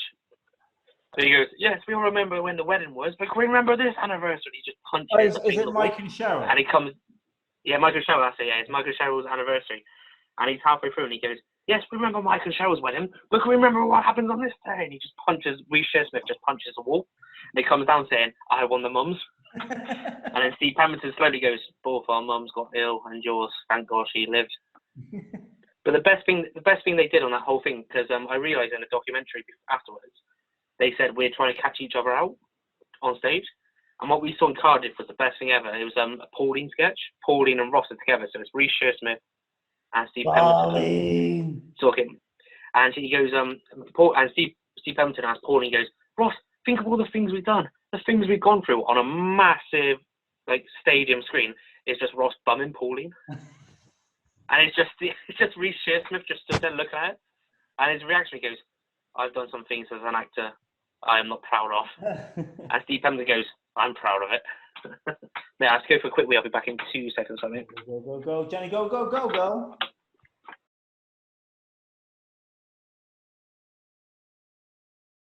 I'll let it all out. It's fine. We'll let it out the gaps. Yeah, saying that. The one bit of comedy that first got me into dark comedy was definitely the League of Gentlemen sketch, the dating agency sketch. Are you kind? Fairly kind, or not at all kind? At the end, she goes, it's like cracker, isn't it? Why did you force her? Why did you force her? And then Steve Pemberton goes, I didn't force her! It's honestly, it's so ridiculously good. It's insane, and they're still good now. Inside Number 9 is still good. I've not caught up with it. I'm 3 seasons behind. I've rewatched the first. Oh no, I'm fully up to date with it. It's fantastic. I'm catching up right now. Psychoville I loved as well. Psychoville was fantastic. I love it because it's in Bristol as well. It's like, Teal, you bloody idiot. Nah, literally, it was like I was never really into it wasn't until I was older I was into more bleak stuff. But bleak I find funny. It's like I was telling you about that film Gummo the other day.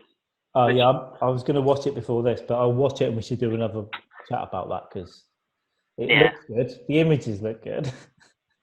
I'll say it's whatever anyone thinks, just watch this. The whole thing is disgusting. The scenery is disgusting, the costumes are disgusting, but not in a bad disgusting way. But the dialogue is fantastic. It's got such a bleak. Is it? Oh, it's 1997. Yeah, so it's not as bad as everyone thinks it is. I watched expecting to watch. Because I've seen Deliverance. I've watched one of the most disgusting films in the world, called 120 Days in Sodom. Have you seen that? No, I haven't. 120 Days in Sodom. This is Gummo, by the way. Yeah, this is Gummo. This looks like I'll tell you what this looks like. That's it. That is the one scene. That's one of the normal scenes. This The one looks scene that made me feel ill. This looks like one of the desperate egomaniac open micers getting ready to go out down Bristol. that generally is. They're one of gonna the love normal me scenes, tonight, Mum. But that's literally, again, that is literally the one scene where literally it's maybe a more normal one, whilst he's having a bath, whilst his mum washes his hair, whilst he eats dirty spaghetti. But it made me feel ill watching that bit. Yeah. The rest of it's fine. But there's a lot of cat killing scenes in it, which is horrible. Oh. Not that I care for it, because I'm allergic to cats, so I'm all Okay. for it. But there's that one scene where two main characters, one who's in the bath and his friend, who pay a man some money to do something to their relative who's not all there. That's the best way to describe it. That sounds good. I think Dogtooth. So? Have you seen Dogtooth? Dogtooth? Yeah. I've not seen Dogtooth, no. It's by, I want to say Swedish, I don't know, some by European director or Scandinavian. Always Swedish. They're always Swedish. Might be, yeah. It's about a family who's convinced their kids that there's no outside. Okay. So let me Google this. they all live in this This house, rings a bell. and they've said that cats are evil monsters. You can't go near them if they jump over the fence. Yes. Like they I know literally this. only Yes. allowed in the house and the garden, and then anywhere else. Yes, I've seen this. Yes. I saw this film on my first acid trip. Oh. That's why it rings a bell. And I think it was the first time I ever had suicidal tendencies. It is a pretty bleak film, but it's a good film. The worst thing is, I watched that whilst on acid, and I watched 120 Days of Sodom when I was 12 years old. With your granddad, yeah. 120 Days with my granddad. He's the director and he was the star. He was the producer, and I was one of the main actors. And I was. But generally, the film is fucking horrid. It's like banned from so many countries. It's worse than Serbian. It's worse than Serbian movie. And actually, no, nothing's worse than a Serbian movie. That's the worst one. Yes. But 120 Days of Sodom is based. It was made like the 80s, and it's always based on these like eccentric libertines who take in these children of war who like parents had died during the war. Right. Bring them to their big mansion, but they put them through horrible sexual torture. Cool. There's one horrible scene when one of them marries one of the children, and the banquet at the wedding is them all eating shit, and they don't hold back with the props. It looks like human shit they're all eating, even the adults eating shit. It fucked me up for fucking years, man. That's when I got into comedy. That was my first. Yeah. That's the long short of it. Cheers, guys. But it's like no, it's like saying that Frankie Boyle, the comedian, not comparing him to us, but his last stand-up show was Last Days of Sodom. That's what it's based on that film. Right. How fucked up it is, like the last days of I Sodom. didn't realise that. Yeah, because they said that on the film, it's like the last days was like the worst days ever until they let them loose, as it were. Yeah. But then I always remember when I watched it. I watched that film. I watched Gummo. I watched like This Is England, which fantastic movie, but it is very grim stuff like that. And then someone got me to watch Human Centipede with them. Was I the only one who watched Human Centipede and thought this is tame? This is shit. Yeah, I watched it, and there were moments in it where I'm like, yeah, but it wasn't that bad. Yeah, I wasn't like falling off my chair going and literally. I've seen a dead body in real life. I'm used to this. I touched it with my dick. I touched everything. South Park. Worst bit he didn't call back. South Park did a great episode called Human Centipede. Centipede, yeah, with a. How good's that? And they're all on the terms vanilla and conditions, and it just means that you're going to get linked up. The kettlefish or the vanilla paste. Vanilla paste. Okay, the kettlefish. I believe in you, Kyle. Such a good show. I've neglected that as well. I went on a date with a girl the other day, and she said to me like, "Oh, you do comedy? Oh, who's your biggest influencer?" So I said, League of Gentlemen." But also at the end of this massive list I have, I said South Park. She goes, "South Park is disgusting. Why do you like South Park so much? It's disgusting. It's vile." And I literally had to keep saying to her, "It's a comedy show. It's jokes. They're not. It's not their real opinions." It was weird. Literally, I found myself like explaining what jokes are. It is which I didn't like. So it is weird. Yeah, it is weird because anyone, and I've had people, like I said, from work now. I've come for the first time. I'm saying real people that I know come and watch the show and that, and they're getting it as well. They're actually, some of them took me aside and said, "Oh, I've noticed how you comics all interact and you support each other." I was like, "Well, not all of us." I care for number one. But yeah, it's a weird fucking thing. The whole thing's weird. I'm glad I did it. It took me a long time between committing to doing it and doing it, but I'm glad I waited. I didn't wait. I'm glad I Well, waited. I waited for a couple of weeks because that girl thought I was genuine. Yeah. I waited for a couple of weeks because that girl thought I was a genuine comedian. It wasn't until I met Jack Lloyd that I finally actually got into comedy. But at that point, she left me because the cat got out of the bag and she realised I wasn't doing comedy.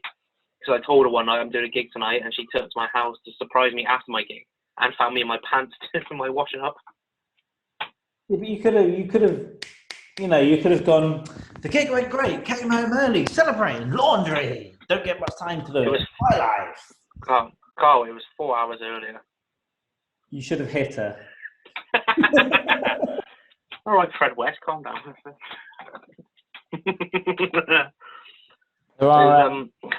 There are some comedians. Let's just face it. There are some comedians around that their family and friends just should have said, "Stop it now."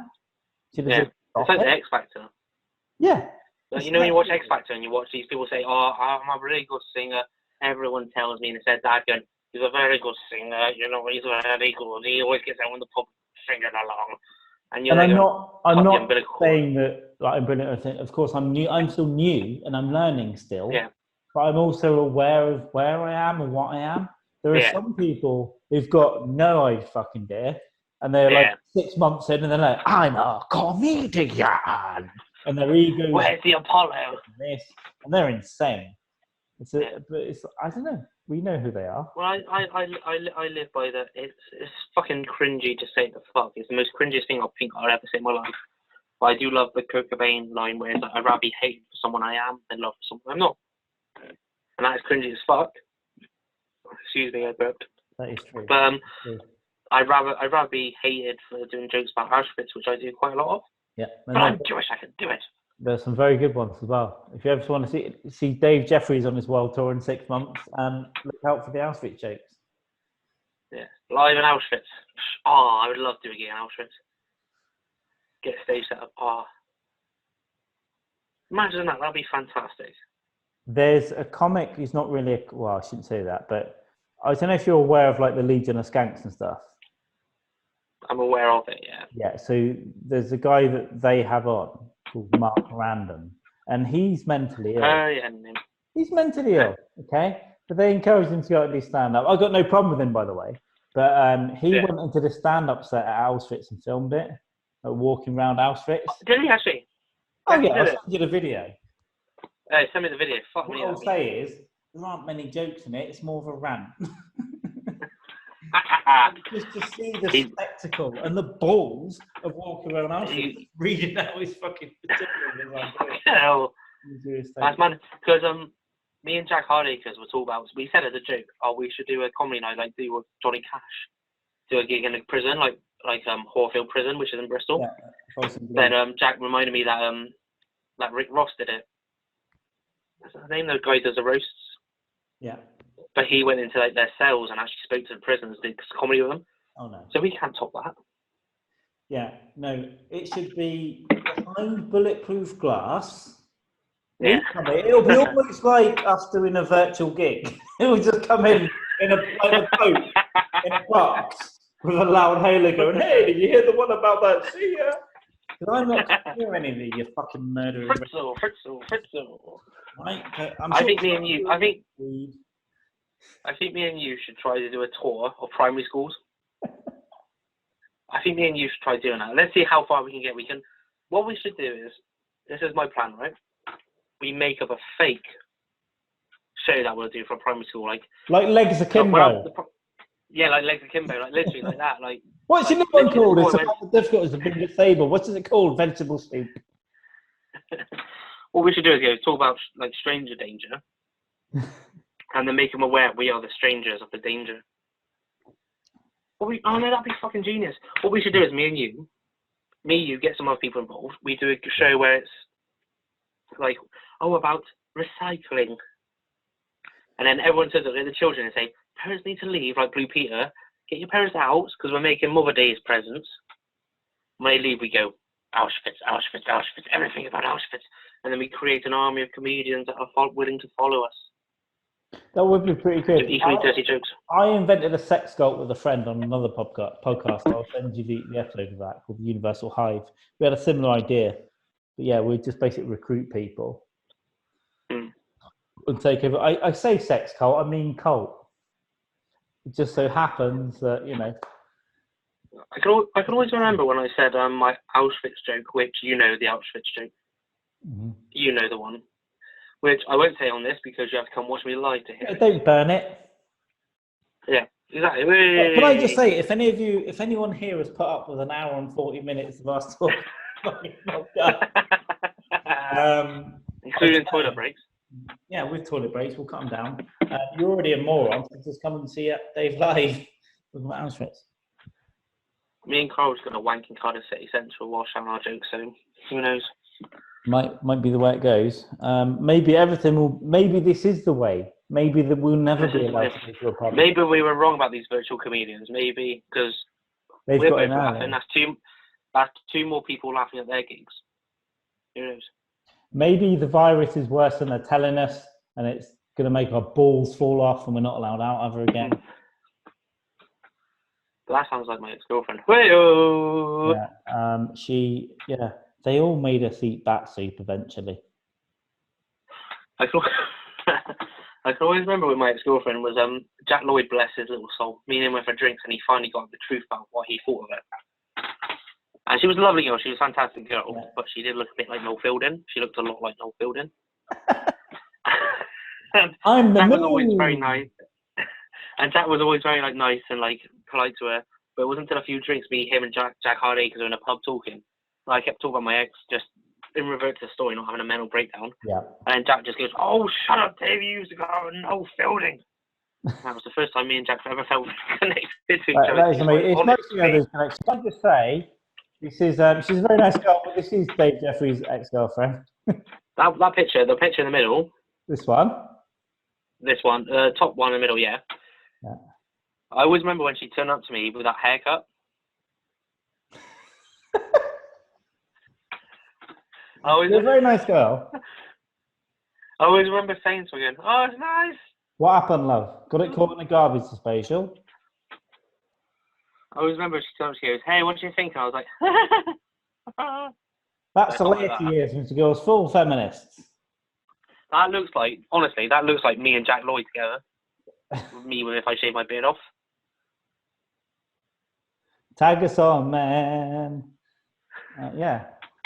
You know. But yeah, I always remember when Jack just shouted at me and literally like a fit of rage going, "You used to go no fielding." I was like, "Oh, would you like her, Jack?"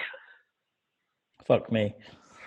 Well, should we wrap up this podcast, Dave? Because I want to keep going. I want to keep going for hours. I tell you what. Let me do one quick question now, which is a question which I've been burning through my head from the last 3 weeks.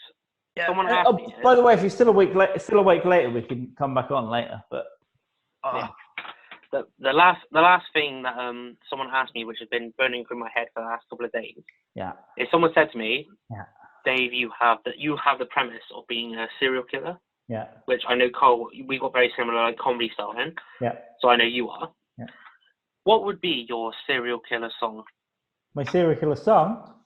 So every person you kill, you did one song. Which song would that be? What is it? What do you mean? Like pick a song that's around now, or do I? So if you were any song in the world, if you were to kill someone, what would you kill that person to? Which song would you choose to kill them to? Oh, so I'm listening. So if it went into a movie, All right. That's a fucking good question. I would say something that gets me going. Welcome to the Jungle, and I'd wear. Really? And I'll tell you what else. I would wear a pig mask. And you put your nose up. Put your nose up, like the local people. Do that. Do that to give us the effect. Put your nose. Oh, hang on. Sorry, I didn't have the camera up. Do what? Oh, this. You said do a pig mask. Do that. Okay. And what would you do then? So, welcome to the jungle. Did you say? Yeah. So what would happen was.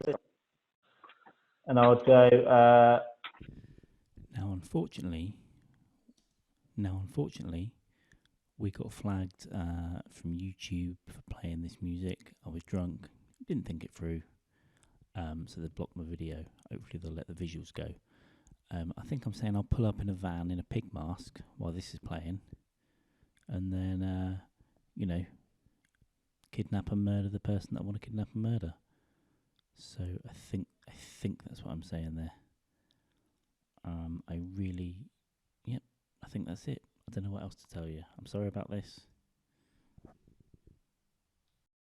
And then just start with the toes, and And that's when sort of and that's when your mum goes. That's when your mum goes. Carl, was that you? Yeah, and I go, no, I don't know what Shut happened. up, mum. Shut up, Mum, stop it. I play my song. Yeah, go on. Okay. The song "Gloria" by Laura Branigan. Interesting. Correct. I'll do the dance towards it to explain why. Have you got? I'll put it on there. Have you got the song on there? You want me to put it up? Yeah, please. "Gloria" by Laura Branigan. Hang on. Oh, already I can see that. Hang on. Let me just get this going. Oh, official music video. Yeah. There we go. Give me 1 second. Now, unfortunately, yet again, we got flagged for this as well. So I don't know what else to do. This is Gloria. You can sing along if you want, or we can just go, it's sort of the...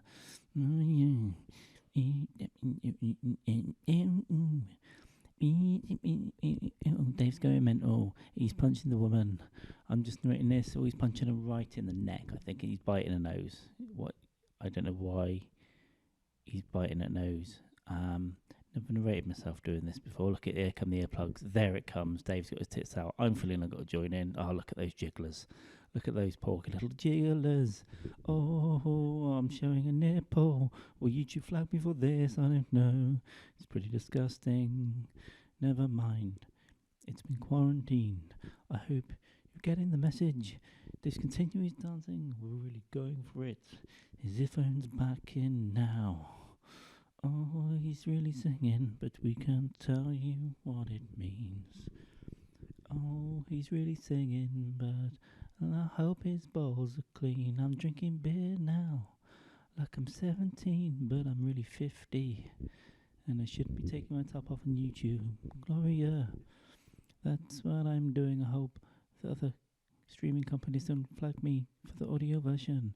Yeah. Oh, armpit hair. Yeah, this is weird, isn't it? He's doing something with his top there. I'm starting to feel uncomfortable and out of breath. I think that's probably what's happening. Look at him go back and forth. I assume he's dancing at his victim that he's gonna slice up at this point. This went on for a lot longer than I remember. We had a few. You see, I don't know what he's doing. He's taking selfies. What is that? What am I doing? Poking her in the eyes. I think we're both killing her at this point. We're bludgeoning her. The victim, assume it's a her. Don't want to seem sexist, but we're probably killing a woman. And also dancing at her to Gloria. I believe that's what's happening. Little advert for Crafty Devil there. Come on then, guys. What's going on? I think we must both be getting really out of breath at this point. If we were actually killing someone, we would have been exhausted. I think we would have to do it over 2-3 days or something. And just keep taking breathers and stretch, doing yoga in between. That surely looks like me trying to operate the pause button there. What? That was a bit of a belly, wasn't it? What's going on? What on earth? I think I got myself tangled up there in my wires. Yeah, so she must be dead by now, surely. Yeah, we'll leave it there. I love that. Oh, we got a... Okay, I'm back up. Can you hear me? I would love to carry on, but I just couldn't. We did 2.5 minutes of dancing like we're going to kill a woman to Gloria. And I think that's... Do you know what? This is why it's special. If you're going to do a podcast about how wet you are and how much you need to do a virtual gig from your bathroom... Fans only, brother. That's that. We do this, we chat, doesn't like go weird. And then we'll dance to that and take our clothes off and do vertical vaginas with our mouths. Say what you want about comedians. We put ourselves up tonight. Yeah, I'm very tired. This has hurt me a lot in the heart. But my chest hurts. Oh, what it is there? My kidney hurts. I've got this bit. Let's wrap up the podcast. This is Refreshingly Non-Epstein, episode 2. It's going to come out very soon. We're going to sort out a lot of other comics. There'll be group ones and all sorts. Dave, this is an aside. This is after talk. If you want to chat in a bit, if you're bored in your room and drunk, we can come back in a bit and talk. I just need to go and do something for a minute. But yeah. I need to go masturbate for 2 minutes at least. Okay, let's keep in contact. I thought this was all. We'll have a bath. Put the bath on. Don't sleep in the bath, Gloria. The skin oils get the hairs again. Mother wants us to go out to the sea again. The fish will be there. She wants us to make trade. She wants us to get tokens for food. How this descended to, next time we do a podcast, we should start at the dispensing moment and continue. I'm rubbing my bits and Zoom. Right, I'll stop recording. This is Dave Jefferies. This is me. Dave, what? This is Carl Mann. Bearded twat on Instagram. He's funny. And I'm Carl Mann. Mention the underscores. And we'll see you later, guys. Bye. We love you. I'll put some music on or something.